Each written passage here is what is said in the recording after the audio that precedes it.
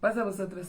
Continuamos con nuestras porciones del libro de Números, las tribus y los viajes. Estamos ahora en nuestra segunda lectura en el capítulo 31 a partir del versículo 13. Habíamos leído en nuestra lectura anterior que nuestro Dios le había encomendado a Moisés que ordenara a los hijos de Israel el ir a pelear contra los madianitas. Vimos que los hombres del ejército mataron a todos los hombres de guerra, pero dejaron vivas a las mujeres, a los niños y se llevaron mucho de los animales, mucho botín, mucho metales preciosos y se lo llevan a Moisés y a el sacerdote Eleazar. Y ahí vamos a comenzar nuestra lectura. Segunda lectura, decíamos capítulo 31, versículo 13. Dice: y salieron Moisés y Eleazar el sacerdote y todos los presidentes de la congregación a su encuentro, al encuentro de los soldados, hacia afuera del campamento. Y se enfureció Moisés contra los oficiales del ejército, los comandantes de los miles y los comandantes de los cientos que venían regresando del ejército de la guerra, y dijo a ellos Moisés: ¿acaso dejaron con vida a todas las mujeres? Si ellas fueron para los hijos de Israel una trampa en el consejo de Bilam para entregar infidelidad con Dios sobre el asunto de Peor, y provocó la plaga en la congregación de Dios. ¿Por qué se enoja Moisés si todavía hay solución?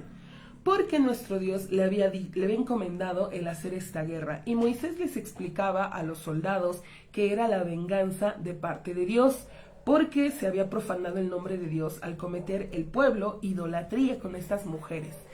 Pero al matar únicamente a los hombres y dejar con vida a las mujeres, pues en realidad no se hizo ninguna venganza en nombre de Dios, más bien ellos hicieron una venganza personal.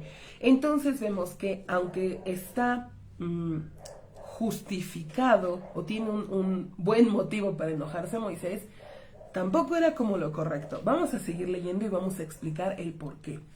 Dice verso 17: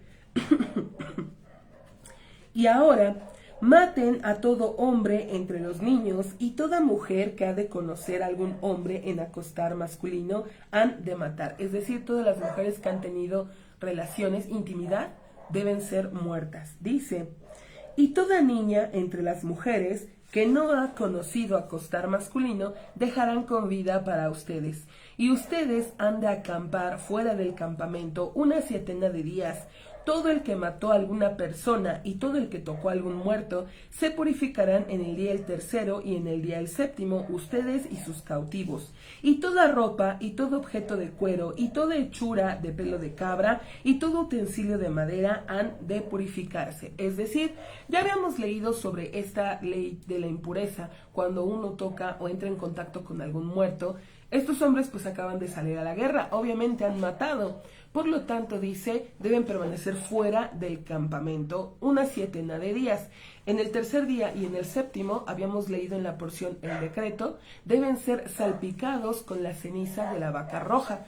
Luego de esto, pues van a ser llamados ya puros. También les dice Moisés, deben lavarse sus ropas, todo utensilio de cuero o de pelo de animal o de madera, todo lo que haya entrado en contacto con muerto debe ser purificado. Ahora, fíjese cómo sigue. Verso 21. Y dijo Eleazar el sacerdote a los hombres del ejército que habían ido a la guerra: esta es la ordenanza de la ley que ordenó Dios a Moisés. A ver, si estaba hablando Moisés, ¿por qué no le siguió explicando esta parte también de la purificación? ¿Por qué lo tuvo que hablar Eleazar? Dijimos hace un momento, al principio del versículo 14, que Moisés se enfureció. Esto nos enseña que la persona que se enoja, que se enfurece, aunque tenga un nivel elevado, como Moisés, de conocimiento sobre la ley, cuando uno se enoja, pierde toda esa sabiduría, se le va ese conocimiento. Moisés les estaba diciendo que se debían purificar y entendemos que de repente ya no dijo nada más. Nada. Por lo tanto, Eleazar, el sumo sacerdote, toma el momento y entonces les dice y les continúa con estos versos. Pero volvemos a notar la importancia de no enojarse. Aun cuando el enojo está justificado, no hay razón para airarse, para enfurecerse, porque uno corre el riesgo entonces de olvidarse de cosas importantes con respecto a la ley. Dice, verso 21, y dijo Eleazar el sacerdote a los hombres del ejército que habían ido a la guerra: esta es la ordenanza de la ley que ordenó Dios a Moisés. Solo objetos de oro, y a la plata, y al cobre, y al hierro, y al estaño, y al plomo. Toda cosa que ha de venir con el fuego, harán pasar con el fuego. Será purificado, pero con aguas de purificación se purificará, y todo utensilio que no ha de venir con fuego harán pasarlo solamente por agua. Y lavarán vuestras ropas en el día del séptimo, y se purificarán, y después vendrán hacia el campamento. Lo que explicábamos, van a estar fuera del campamento porque están impuros 7 días. Dice, en el séptimo día deben, aparte de ser rociados con la ceniza de la vaca roja, deben purificar sus ropas, y también todo objeto que vayan a utilizar, que haya tomado de botín de guerra, que pertenecía a este pueblo de los madianitas, que los madianitas utilizaron para sus alimentos, sus alimentos inmundos o para otros propósitos de ellos. Entonces, para ahora que pertenezcan al pueblo judío, les dice Eleazar, deben hacerle una purificación también a los objetos.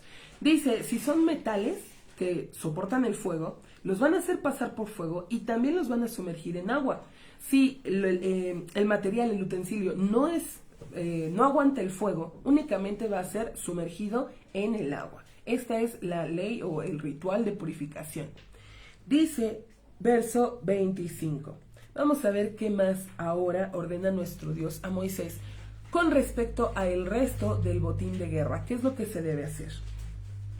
Y dijo Dios a Moisés diciendo: alza a la cuenta del despojo del cautiverio entre las personas y entre las bestias, es decir, que realice un inventario.